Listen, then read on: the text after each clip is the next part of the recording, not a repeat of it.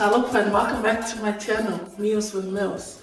In this episode I'll be cooking taro, and not all of us, especially the ones, our Polynesian friends who have born overseas, who have raised overseas, so not everyone knows how to cook taro.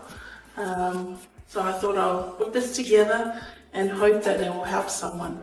So here it is, let's start cooking. I'm going to turn on my oven. And I'll have my hot water boiling, and in the meantime I will start peeling our taro.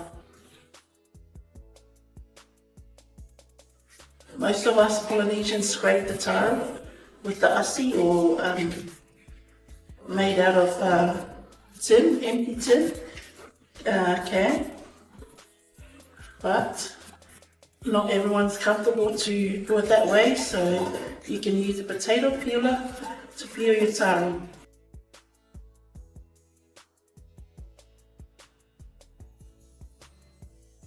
So I'm now going to slice my taro, and you can slice it whichever way you prefer.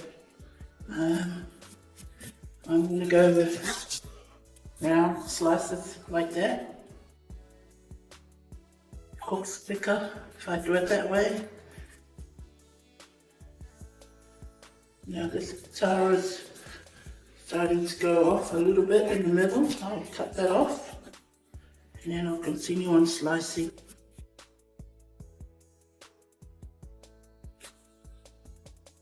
So that's our taro. Add a little bit of salt to the water. Okay, so our hot water is boiling now.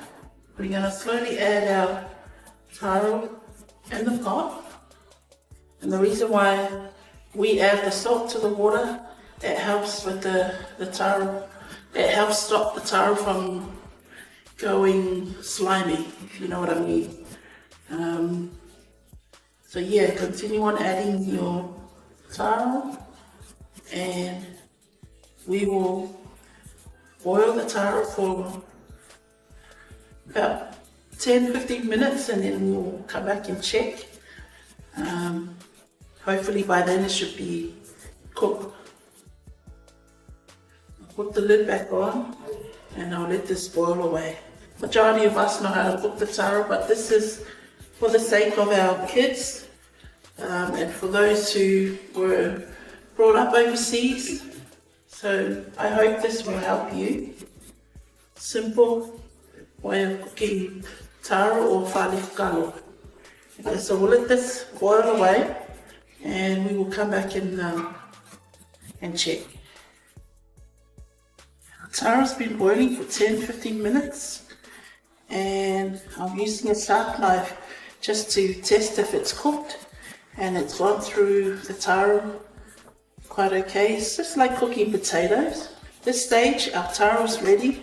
I am going to get rid of the water, and then we'll add our coconut cream. Just get rid of the water. The amount of taro you need to use depends on the amount of the people that you cater for. So for my household, there's only 4 of us. 1 or 2 medium taro is enough for my family. The amount of taro you need to use depends on the amount of people in your family or the people that you cater for.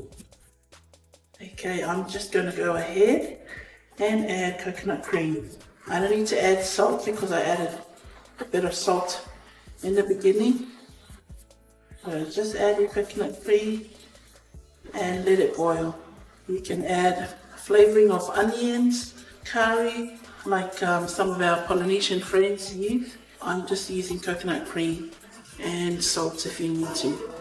So we'll let that boil for a few more minutes.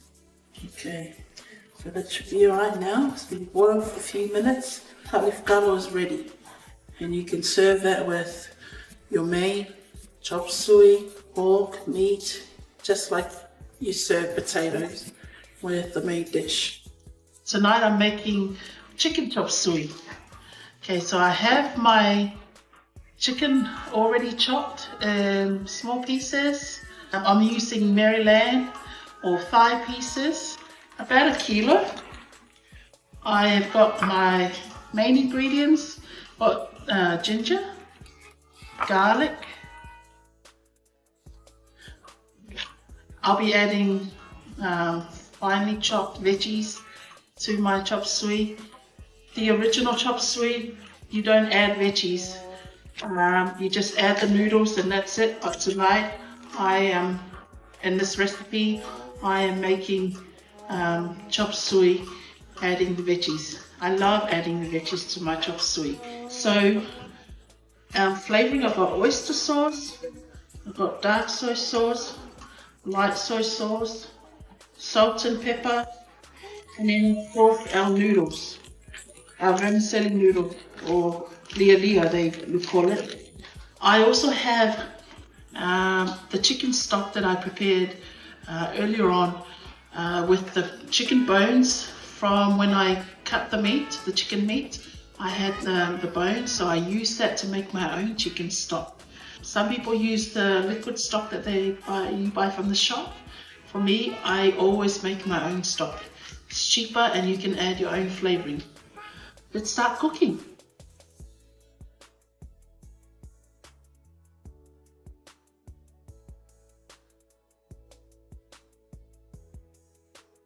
So everyone, I've added the minced ginger and garlic already.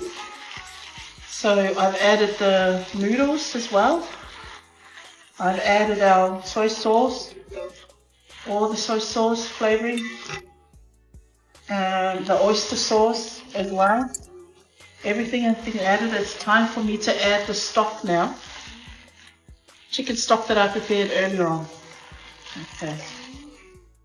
Okay, so that's going to go in.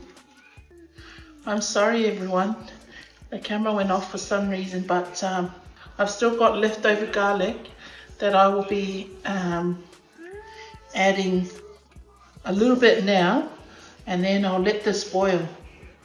So the vermicelli noodle, I have washed it. As well, and I am not going to cut it at this stage. I'm going to add a little bit more garlic, minced garlic.